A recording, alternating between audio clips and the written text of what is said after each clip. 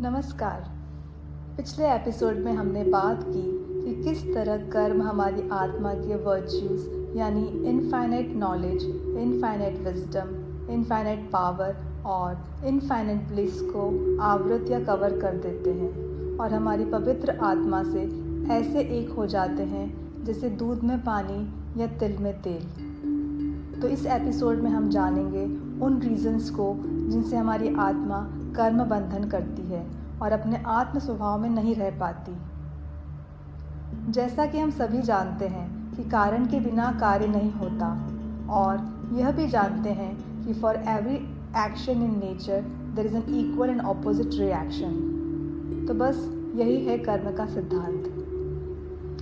कर्म बंधन का पहला कारण है मिथ्या दर्शन यानी wrong understanding of the facts. यह हमारे सम्यक दर्शन यानी राइट विजन या पर्सपेक्टिव को कवर कर देता है। हम सही और गलत का फर्क नहीं कर पाते, अपनी अज्ञानता के कारण गलत धारणाएं बना लेते हैं जिससे हमारा चरित्र और आचरण भी सही नहीं होता। अर्थात हमारी सोच, वाणी और कार्य करने में इंटीग्रिटी नहीं रहने से कर्म बंधन होता है। फॉर एग्जाम्पल, जब हम यह नहीं मानते कि मैं शरीर नहीं आत्मा हूँ और उन सब चीज़ों को अपना समझते हैं जो हमारी नहीं है, तब हमारा दर्शन मिथ्या हो जाता है। कर्म बंधन का दूसरा कारण है अविरति या अव्रत। जब मनुष्य सच्चे सुख को अपने भीतर न जानकर बाहर विषय आदि में ढूंढता है, तब वह जितना ज़्यादा दूसरों से या बाहर से पाने की कामना या अपेक्षा करता है, उतना ही खोखला होता जाता है।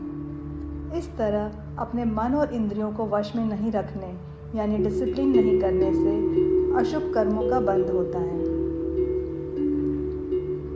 कर्म बंधन का तीसरा कारण है प्रमाद, जिसे हम मूर्छा, बेहोशी, केयरलेसनेस या लेजीनेस भी कहते हैं।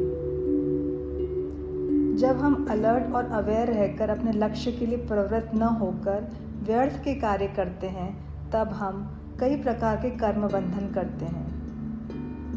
जागृत रहते हुए होशपूर्वक अपने बहुमूल्य जीवन को सही दिशा देना और ध्यान में लीन रहना ही अप्रमाद की साधना है। कर्म बंधन का चौथा कारण है कषाय यानी राग द्वेष करना। जो वस्तु या व्यक्ति हमें प्रिय लगे या जिससे हमें सुख का एहसास हो, उससे राग करना यानी अटैच हो जाना, और जो वस्तु या व्यक्ति हमें अप्रिय लगे या जिसके साथ हमारा एक्सपीरियंस सुखद ना हो, उससे द्वेष यानी ग्रजेस रखना कषाय है। जब हम राग द्वेष करते हैं और समता में नहीं रहते, तब भय, क्रोध, मान, माया, लोभ, शोक, घृणा, ईर्ष्या आदि आवेग या इमोशंस हम पर हावी होने लगते हैं और हमारे मन और शरीर पर हानिकारक प्रभाव डालते हैं। इससे हमारी एंडोक्राइन ग्लैंड्स ठीक से काम नहीं करती और हार्मोनल इम्बैलेंस हो जाता है। हमारी फीलिंग्स में बदलाव आने लगता है और हम होम्योस्टेसिस में नहीं रहते। यह एक विशियस साइकिल बन जाता है जो हमारे आत्म गुणों को कवर करने लगता है। कर्म बंधन का पांचवा व अंतिम कारण है योग, means a state of oneness. जब हम मन, वचन और काया की इंटीग्रिटी से कोई भी कार्य करते हैं तो उसे योग कहते हैं। शुभ योग से शुभ कर्म का बंध होता है और अशुभ योग से अशुभ कर्म का बंध होता है। जिस भी कर्म को हम बार बार करते हैं वही हमारी प्रवृत्ति यानी हैबिट या संस्कार बन जाता है। इस तरह मिथ्या दर्शन, अविरति, प्रमाद, कषाय और योग के कारण कर्म आत्मा की ओर आकर्षित होकर उससे चिपक जाते हैं और समय आने पर कर्म बंध के अनुसार शुभ या अशुभ फल देते हैं और आत्मा में विशिष्ट भाव उत्पन्न करते हैं, जिसे हम लेशिया यानी स्टेट ऑफ माइंड भी कहते हैं।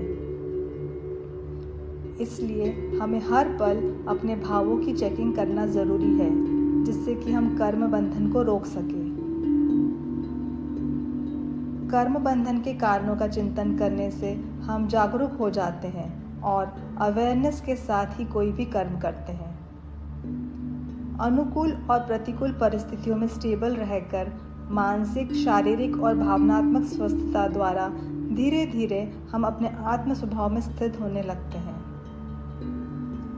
Now I hope the message is very clear to you that what we give out, get back. Thank you.